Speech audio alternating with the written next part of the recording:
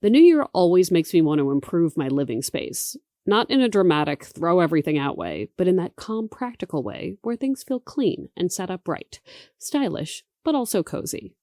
Wayfair makes it really easy to get going on this because they genuinely have everything. Big furniture pieces that transform a room. Mid-century modern dining room sets that make you feel like the coolest person in town. Small flourishes like a faux plant you'd never know isn't fully alive. An accent pillow that changes everything. And if you look, yes, they even have furniture to beautify a podcast recording area. Wayfair makes it easy to shop by style and budget.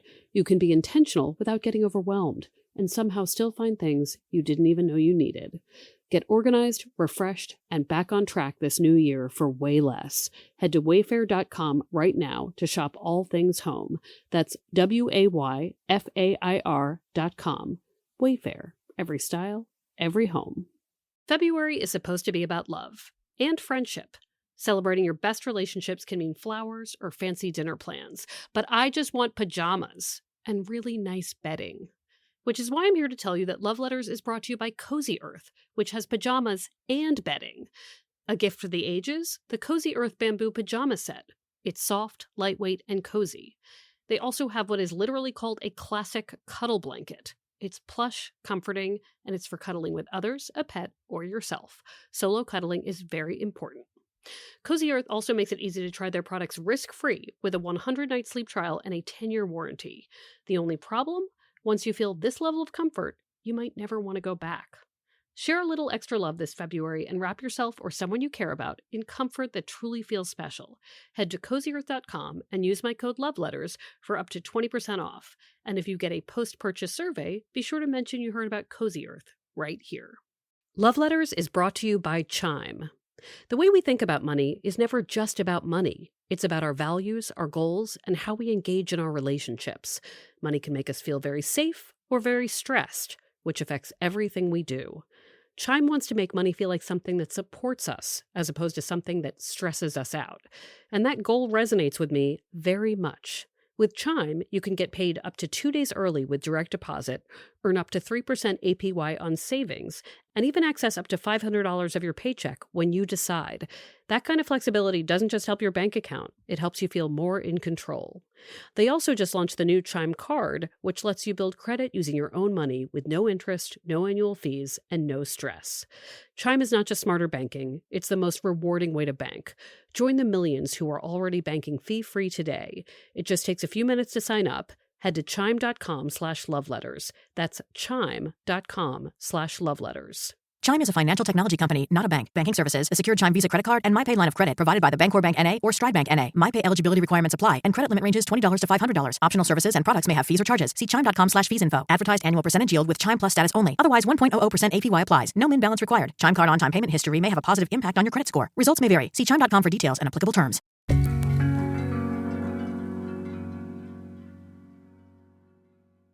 When I was in high school, my friends introduced me to the work of Alfred Kinsey and his Kinsey scale. The Kinsey scale, made by Alfred Kinsey in 1948, is a rating system that describes a person's sexual orientation. It basically says, you don't have to be just gay or straight. There's a whole array of middle. Kinsey, the man, the researcher, was a sexologist. A biologist. He founded the Institute for Sex Research at Indiana University. Now, if you find Alfred Kinsey's studies as a teenager, and you are me, and it's the late 1990s, you get really into his work. It kind of felt like homework reading, academic work, but it was all about sex and relationships. And remember, it was the 90s, so this kind of stuff I could not Google. I felt very adult and very bold, reading all about the science of attraction and how people wanted to have sex. I was fascinated that there was an academic place, eventually called the Kinsey Institute, where people studied doing it. By the way, in 2004, there was a movie about Alfred Kinsey, starring Liam Neeson. I treated its release like a Marvel movie. Hello, I'm Dr. Alfred Kinsey from Indiana University, and I'm making a study of sex behavior. All of this explains why I was thrilled when I heard that Justin Garcia, the current executive director of the Kinsey Institute, had written a book about sex and relationships. Justin, like Kinsey, is also interested in relationships and attraction through the lens of biology. His new book is called The Intimate Animal: The Science of Sex, Fidelity, and Why We Live and Die for Love. To me, after reading the book, I can say that it's about how two things can be true. We're always told that humans are not meant for monogamy, that we have to do all this unnatural work to commit. But humans are also animals that need emotional connection, and often for a very long time with the same person.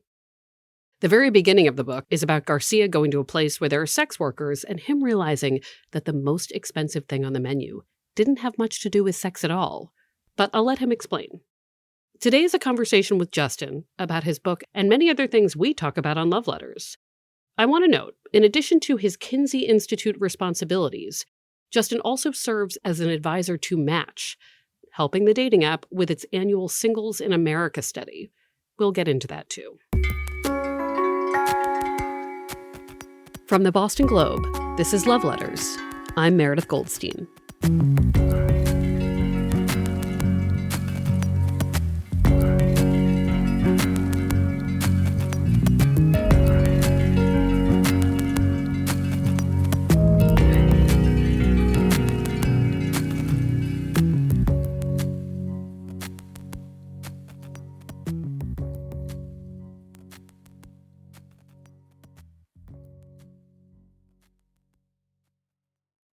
So the Institute was founded in 1947 by Dr. Alfred Kinsey, a zoologist, father of American sexology.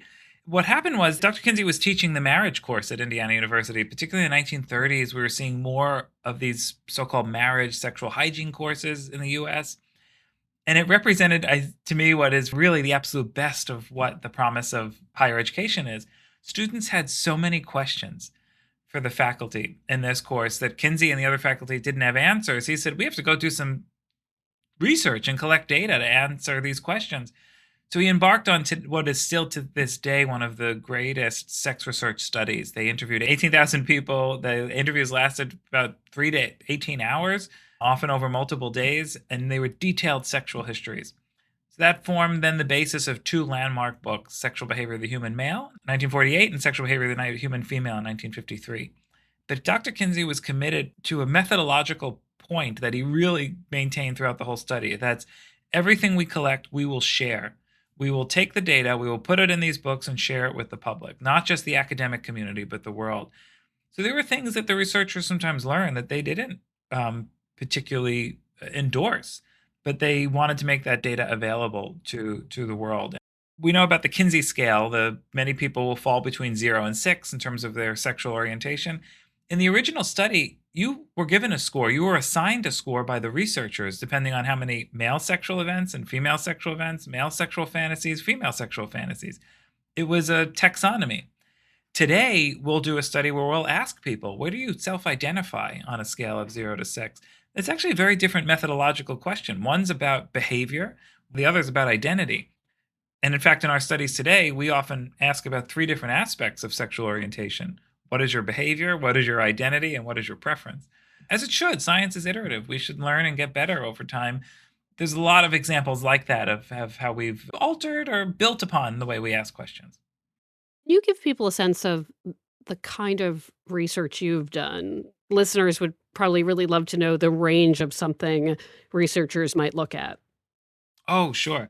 In one of our studies, we do a project called Singles in America. It is the largest, most comprehensive study of U.S. singles. It's fully funded by Match. I do it with my colleague, Dr. Amanda Gesselman. And we used to do it also with our late colleague, Helen Fisher, the anthropologist, who I started the project with. So Singles in America, every year we collect a new sample of about 5,000 U.S. singles. It's a new cross-sectional sample. They're not people on a dating app or website. It's a demographically representative sample. And we ask questions about their singles attitudes and behaviors and dating and relationships and sex. And we publish academic articles all throughout the year. It's a real deep dive into who are the more than 100 million singles in the United States. That's a survey study. It's done online. That's one example. Another example, we collected hormone samples in Las Vegas, in a sex club in Las Vegas. and it was a legal sex club. We were in the reception area, and I had a little cooler with ice, and we were collecting saliva for hormone assays. And we would do interviews. So people would come in, often individuals or couples. We would do an intake sexual history interview, get their saliva sample. They would go do what they did, and then they'd come back. I'd say, tell me exactly what you did and give me more saliva. And we were looking at changes in testosterone and estradiol. So we were looking at changes in sex steroids. And you might say, well, why did you have to do this? Couldn't you do it in a laboratory? We wanted to do it in a non-laboratory setting because the academic literature is really inconsistent about what happens in sexual response with testosterone and estrogen. And there's all these inconsistent studies. So we were interested in when you don't have what's called a white lab coat effect. When you collect hormones in a laboratory environment, you often get a stress response. So you're not always clear what you're sampling. And in a real life environment, what was happening. And in fact, what we found, what we published in that study was the part of the reason I think the literature is so inconsistent is there's a lot of variability in men and women. That some increase, some decrease, some increase a lot, some increase a little. There wasn't a very consistent pattern of why based on specific behaviors people were engaging in. On the one hand, you might say like, you're collecting hormones in a sex club. That's pretty far out. And it was far out. But we were really asking a pretty technical question about physiology in response to sexual activity. I see that you've worked with so many people who are friends of Love Letters. I really wanted to talk about Helen Fisher because I believe she was on one of our first episodes ever. God. And I felt very legit that I had her on and had the pleasure of having her on. And from my memory, she was explaining to me why people get super horny when they are going through a breakup. Like this idea that not only do some people want to have sex after a breakup to try to get over someone else, but also that it may trigger an actual chemical reaction, a fight or flight kind of chemical reaction that reminds them of sex. I need to stop here to say that Helen Fisher, whom Justin worked with on that study of single people and on many other studies, she did come on the very first episode of the Love Letters podcast to talk about the chemical reaction in the body caused by being dumped. Her saying yes to that interview somehow made me feel like we could make a legitimate podcast. She was so smart, and I will always be thankful she joined us. Dopamine has a positive correlation with testosterone. So as you drive up the dopamine system, you're in a state of high anxiety, totally frantic, totally energetic. It can trigger the testosterone system and just create the sex drive too. But in the long run, it's just a distraction. Helen died in 2024.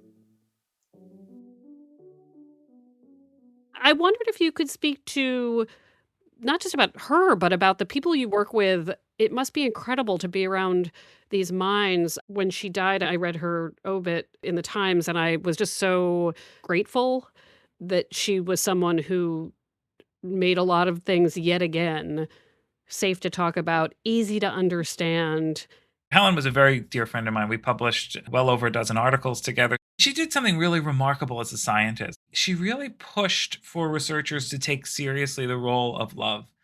And including when we think about sex, the science of sex, that there could be a science of love. And that was no small task. A lot of behavioral and social scientists felt love was squishy, that you couldn't really wrap your arms around real clear mechanisms or what exactly are you talking about. It feels and looks and is described differently in so many different places. So Helen really demanded that we have a science of it and took seriously this role of pair bonds. And she did something else as a scientist that I so admire that we don't see enough of anymore, particularly with sort of the new style of science. She was really in the business of big ideas. She came up with big ideas, would put them out to the world with evidence, but then say, well, maybe they're right, maybe they're wrong. Let's test them. And I think we see a lot less of that. There's a lot more hedging in research now. People want to really say, well, here's exactly what I found. And here, I don't want to guess too much beyond what the evidence allows me to say. And Helen said, let's think, let's have big, bold ideas. And I mean, when she first published Anatomy of Love, her book, she had a lot of bold ideas. And in the 20 years afterwards, so many of them came to pass, but it took years and years of progressive research to show. I want to talk about your book. So for this book, where does that idea start? Give me the origin story of the book. So my new book, The Intimate Animal, it actually started for me in graduate school. And in some ways, it is very much related to being here at the Kinsey Institute with all these great colleagues. When I first came here, my training was in anthropology and biology. And my dissertation dealt with issues of the evolution of monogamy, social monogamy. So I came in with a lens that as a biologist, monogamy is not just one thing. It was two different mechanisms. There's social monogamy, which is the relationship structure, and sexual monogamy, which is sexual fidelity, exclusivity. And they're different things. They're different behaviors, and they're different mechanisms in the brain.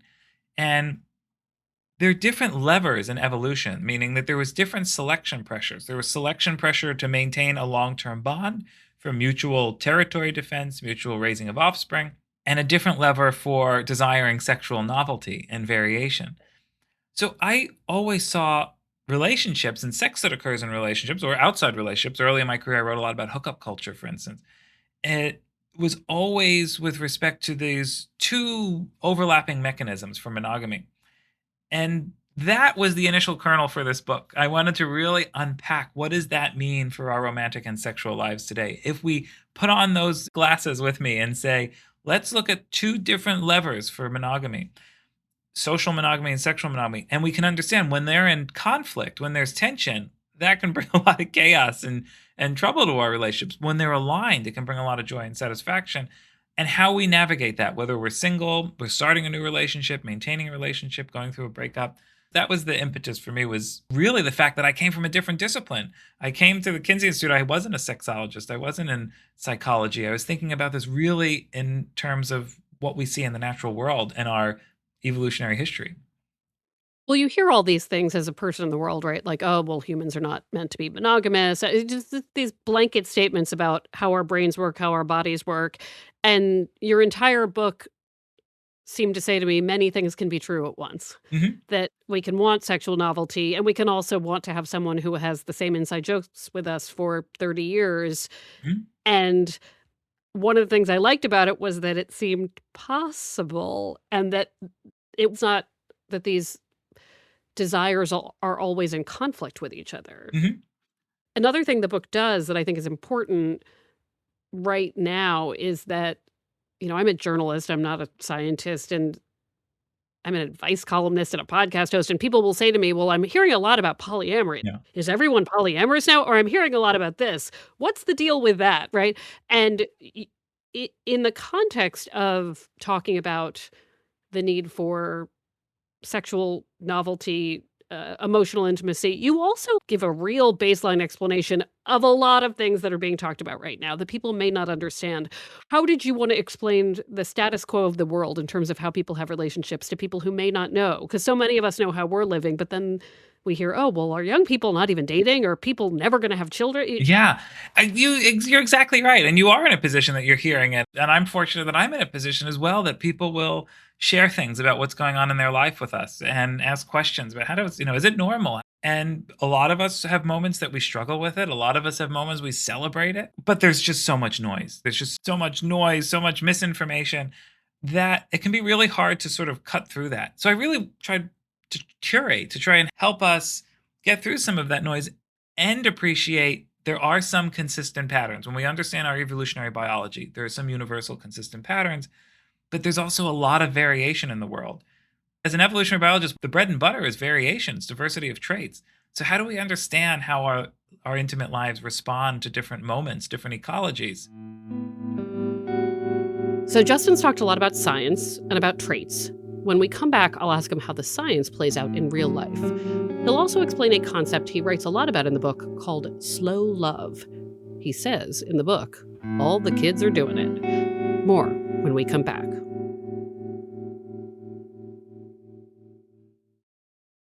This episode is brought to you by Redfin. You're listening to a podcast, which means you're probably multitasking. Maybe even scrolling home listings on Redfin, saving homes without expecting to get them. But Redfin isn't just built for endless browsing. It's built to help you find and own a home.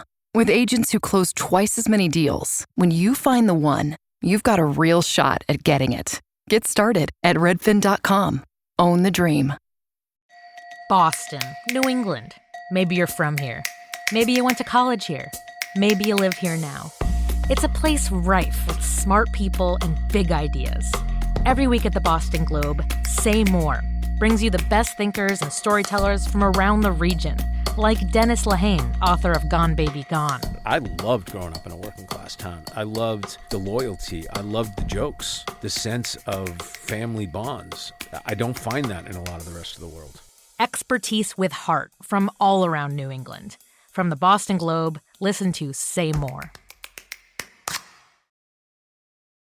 We're back. A lot of the people I hear from want to know about younger people. And by younger, I just mean younger than them. That could be any age, hearing about somebody younger. Maybe it's that they want to better understand their children or grandchildren. In some cases, it's people wanting to understand their peers. And there are a lot of absolutes that are said, people don't do this anymore, or everybody's in a situationship and no one's dating. Mm-hmm. And you go through this concept in the book of slow love. And I wanted to see if you could talk about that a little bit. Can you explain slow love and how you define that concept? I'm actually much more optimistic than I think some of the scary headlines about what's happening to relationships today. Slow love is this idea that although we see changes in behavior, we're so-called sex recession, that people are engaging in less sexual frequency. It's true in a lot of different data sets now, that people are delaying relationship formation and marriage. In fact, we see a generation of young people where not only just our deep evolutionary ancestors, but our grandparents' generation, that they went through pubertal maturation in the late teens on average. And then first marital relationships were often in 20s, sometimes, mid-20s. Relatively short period between when one was sort of launching physiologically and then actually starting marriage and reproduction. That gap has now gotten so large between, we're seeing average age of puberty is close to 12 for girls in the United States. Age at marriage and at first birth is getting older and older and older. And these are unprecedented time periods. So one question I had asked in some of our early studies was, what do we expect? What do we think is going to happen? We have these historically unprecedented periods of time that we're physiologically reproductive. We have interest in sexual activity. We have physiological capacity for sexual activity, but we're not thinking about marriage or kids. And as an evolutionist, this is a remarkable shift. I could walk into a lecture hall on campus to 500 students, and maybe one of them is married. And just a few decades ago, when Dr. Kinsey was lecturing, half of those students would have been married. That's a big shift in a relatively short period of time, all things considered. So when we think about young people, there's a lot going on. They have a bigger window to explore their lives and their sexual lives and their relationship lives. We don't have a lot of data on it, but I think that young people today are moving in and out of relationships more than their parents and grandparents, maybe having more heartache than their parents and grandparents. But there's also things they're teaching us that are unique, which is reverse intergenerational transmission. And that's about use of technology, integrating technology. We're seeing young people putting their parents and grandparents on dating apps. And, usually information travels down. Your parents tell you this is what courtship looks like. This is what a relationship looks like. But the young are putting the older generations on these technologies. And on the slow love piece, what we argued, is that this pattern that appears, I think a lot of people have suggested, is problematic, that young people seem not as interested in sex or not as interested in relationship formation. Helen and I argued it's more a pattern of caution. And when you look under the hood of what's going on, and you ask young people what's going on, in a series of our studies, we found that they still are looking for connection. In fact, we have some new data we just collected. Over 80% of people are saying that they're ready for romantic connection and relationship of young singles. But how they do it is different. And where their parents or grandparents' generation maybe dated a short period and then got in a relationship or got married and then embarked on a new adventure. Young people today want to know everything about someone. They want to hang out for a few months. Then maybe they're hanging out in groups for a few months. Then they're dating for a few more months. Then they're maybe eventually boyfriend and girlfriend. Then that could happen for years. Then they could be engaged for years. So this is a slower process of courtship, a prolonged process of courtship. And the idea of marriage for young people today, it's not the beginning of the adventure. Marriage is the grand finale for young people today. They want to know everything about someone first. So it's a reordering of the process of really getting to know someone. And I think it's a process of caution and a process of wanting to really trust the person you're going to be a co-pilot in life with. There's a negative way to spin just about any shift in the choices we make. But even calling it love, Mhm. even calling it slow love gives it the benefit of the doubt of, no, this is love. And you mentioned caution, but there's also honesty, right? Like younger people are pretty worldly about even their own biology and what it means to feel the initial excitement of a crush Mhm. does not mean you should marry that person. And my late mother would tell me, I kind of knew that whatever I felt about your dad probably wasn't going to be for, she was excited. She was excited about the Mhm. next social steps she would make out of her own parents' house. But, beyond caution, had she been able to be more honest with herself, she would have said, oh, this is probably a temporary feeling. So it just seems like people are also smarter and more honest about saying, well, let me see if this lasts. And Yeah. it does, as you mentioned in the book, take out this. I don't think it makes sex any less important, but it does make it a part of learning about someone and a part of bonding as opposed to some old fashioned payoff that you get. Mhm. We still have a lot of people who comment on our advice column saying, "Oh, well, if you live together first or if you have sex too early, you're going to Mhm. spoil the magic of a relationship." And there is no evidence that I see that that Mhm. is true. Yeah, that's right. There isn't that, and people find different ways to connect. And often it's about gathering information, particularly for young people. They want to really have a sense that they feel. They talk about vibes, right? Young people. If you're around young people today, Gen Z, they're always talking about their vibe. What are they vibing? What are the vibes? They want positive vibes. They want to feel safe and comfortable with someone. Doesn't mean they're not still interested in sex. Doesn't mean they're not still interested in long-term relationship bonds, but they want people they feel comfortable with, that the nervous system feels comfortable with. In fact, in one of our studies, we asked singles what is the top 5 things they're looking for in a relationship. And attraction, it's up there, it's important. But the number one thing singles want in a romantic partner is someone they can trust and confide in. And that opens up a deeper form of connection. And so much of, I think, it's really the intimate animal within. We want partners we can trust and confide in. And then our sexual lives are couched in the context of that trust and that safety. So much of the book is about these two concepts, right, of emotional intimacy and physical intimacy and how we can do this long term and tying these goals together. And one underlying theme I got when you talk about different people you've interviewed and people from your own life is that it helps if people make an effort. Many of the couples you talk about who are really into each other make an effort to remain into each other. What did you learn by examining these bonded people who made it work, especially over long periods of time? When we think of relationships, particularly relationships we would characterize as healthy or highly satisfied, we know that there's a friendship dynamic that's there, and that can be trust and that could be attachment. But those that maintained the sense of passion, or those that maintain that sense of attraction to each other, I'm not convinced it takes work. I think it does take cultivation. It takes some effort that you recognize. So, in one of our studies with my colleague Dave Frederick, for instance, we found that looking at those that had high degrees of relationship satisfaction, high passion after many years, they had a suite of things. There was communication, there was kissing, there were a host of things that were important.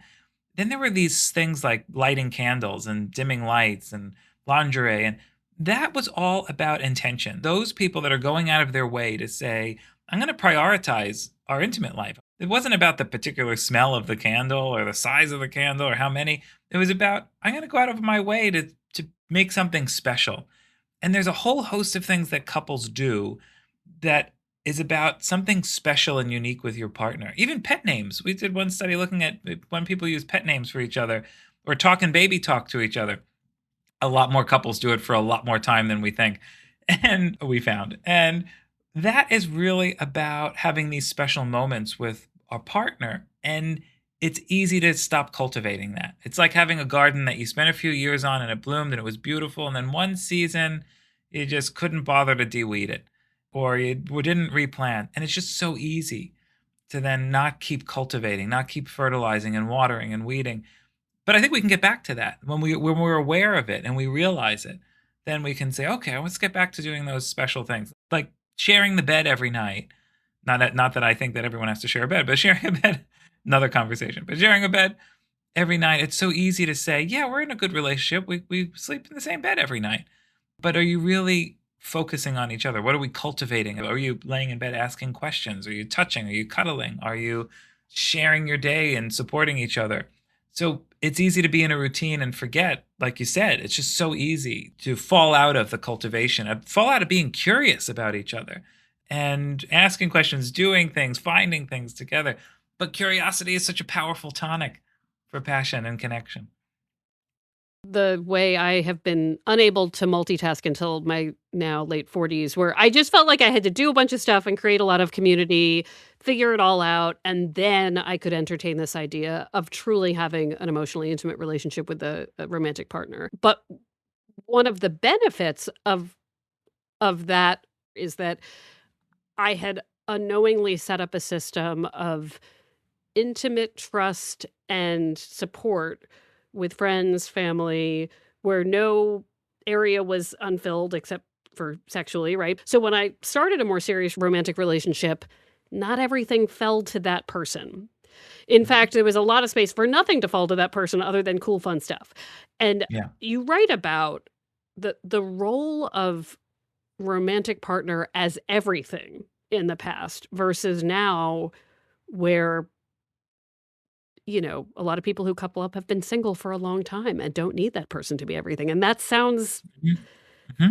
I don't want to say it's better than the other way, but it seems like it opens up possibilities for maintaining some of this romance and curiosity and effort we're talking about. Yeah. Eli Finkel, the psychologist, talks about what he calls the all or nothing marriage, or in academic papers, it's called the suffocation model of relationships, that many people today expect so much from our partners. We expect our partners to be a whole family and community. And that's not really sustainable. I want this person who's going to be my best friend and take care of me and support me and love me, and I'm going to love them, and they're going to want sex with me, and I'm going to want sex with them. And then when I'm sick, they're going to hold my hair back over the toilet, and the next morning still want sex with me. And it's a lot to expect of a person, as opposed to having these wider friend networks and social support networks that we can get some of that from other places. And as we age, that's the great opportunity, I think, as we get a bit older, that we can start to say, like, I really want a companion to travel with, to play tennis with, or I really want to have kids and I'm looking for someone who's going to be a mom or a dad. Or you can you get more clarity about what in that mix are the things that are the priority. And sometimes those priorities change in different chapters of our life. One of the last questions I asked Justin was about the first scene of the book, because it really kicks off the whole thing. This whole conversation about how we tie our biological need for sex with our want for intimacy and for someone to really know us. I wondered if you might talk a little bit about that opening scene. Why don't you just explain where you decided to start this narrative? Sure. So I open up the intimate animal with a story. We were in Nevada. I was there because we were collecting hormones in Las Vegas. And then while we were in Nevada, we took a trip out to Pahrump, which is about an hour outside Las Vegas, where there are legal brothels.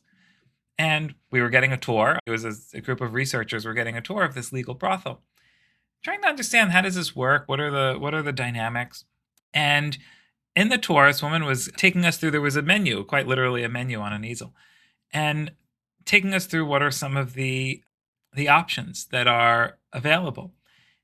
And some of them you might think is a legal brothel. Some are really specific sexual behaviors or kind of kinks, and there's rooms that have themes to them.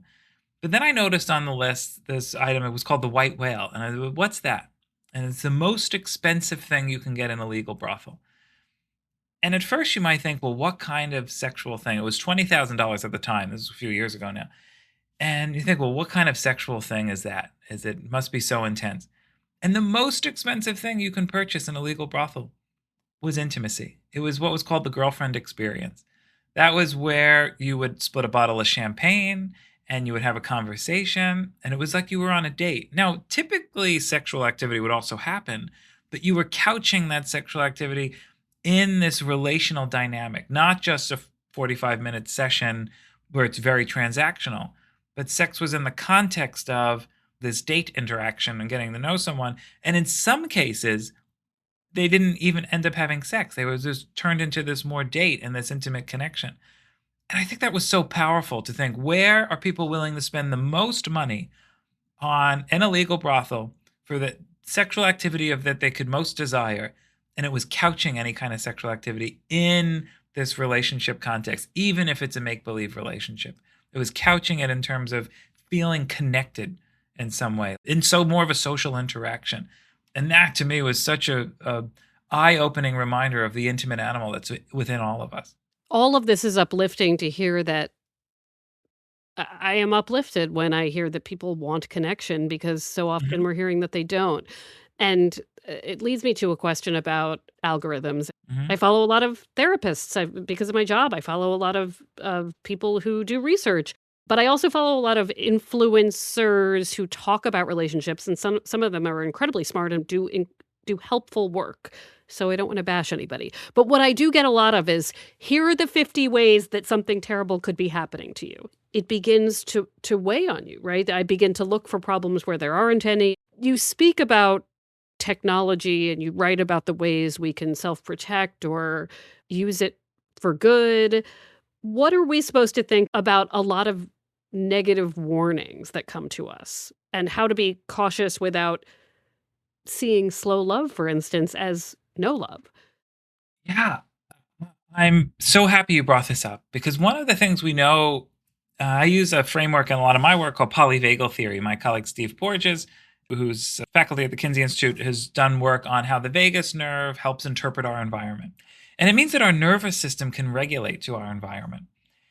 And when we get a lot of negative information, when we get so tuned up that we're afraid or we're anxious because there's all these ways that we think we can screw up our relationships, there's all these ways that our dates can go sideways, what happens is the nervous system can be in a threat response. And when we're in a threat response, that is not conducive for social interaction. It's not conducive for mating psychology. I've often said as an example that you'll never see two gazelle mating in front of a lion in the natural world. And you'll never see two people kissing in a burning building. Now, those are maybe extreme cases of threat response. But when we get ourselves just a little too tweaked out over some of the things that are stressing us, it could be really hard to engage in positive social interaction, and really hard to start to establish a sense of romantic connection or a sexual desire for a person. So I think that's right. There's so many hot takes, and it could be really hard to curate. That was one of the goals of writing The Intimate Animal, is helping kind of cut through the noise. What does the research say? What does the evidence say on how we navigate this landscape and today in this particular moment? And you're right, there's lots of good information. There's also a lot of things that experts don't agree on. One of the benefits of leading the Kinsey Institute is I work with so many experts. There are things that we don't always agree on. We have different disciplines, different frameworks, different interpretations of evidence. That's the cool thing about science and research. So that, I think, is one piece of we have to be cautious. The other is that sometimes in my arena, I hear all the time of these hot takes on human nature and about evolution. I was just giving a talk recently, and someone said something about alpha males and the alpha, and how do we think about if you're an alpha in a relationship? And I started laughing. I said, I'm not laughing at you. I'm laughing at the framework of this, because where do you get this concept from? As like an alpha wolf? And he said, yeah. And I said, what's interesting about wolf packs? There's not an alpha wolf. There is a pair. There is a couple that leads at most wolf packs. It's a male and female mated pair, and most of the pack are their kids and their grandkids or their nieces and nephews. So this notion that there's this dominant male, there's a pair, and the female actually has quite a lot of control. And there's so many examples of that. Then they were asking something about men who are providers, and his argument was, historically, men have provided food and nutrition for families. I said, what's funny about that one? Also, when you look at the evolutionary evidence, there's the man, the hunter hypothesis, but there's the woman, the gatherer hypothesis. And throughout human evolution, women brought in more calories to the home than males did through a meat hunt. So again, we sometimes spiral with these ideas because we have this conception of the natural world, or this conception of the way things are. And it's often just not true. So I'm always really cautious about where we're pulling these examples from, because they can really lead us astray. Justin's book, The Intimate Animal, is out everywhere. Love Letters is a production of the Boston Globe. This episode was produced by Jasmine Aguilera. Story edit by Veronica Chow.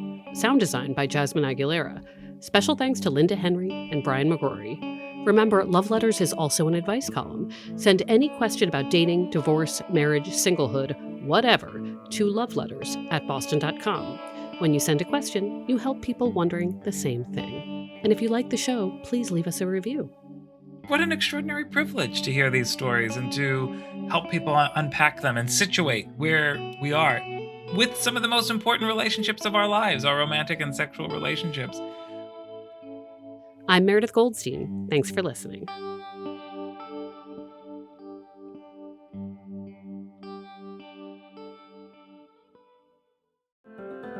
Curious about the future of healthcare? Tomorrow's Cure, the chart-topping and Ambie Award finalist podcast from Mayo Clinic, brings it to you today.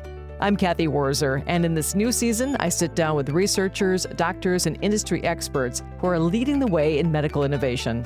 From cutting-edge technology to breakthrough treatments, we'll explore how new solutions are improving and even saving lives. Follow Tomorrow's Cure wherever you listen to podcasts. What is healthy spirituality, and how does it help us thrive? We explore these questions on the new season of Within 4, hosted by me, Dr. Pam King. Within 4 bridges psychology and spiritual wisdom to help you thrive, featuring conversations with experts like self-compassion pioneer Kristen Neff and author-activist Parker Palmer. So go ahead, follow Within 4, hosted by Dr. Pam King, wherever you get your podcasts.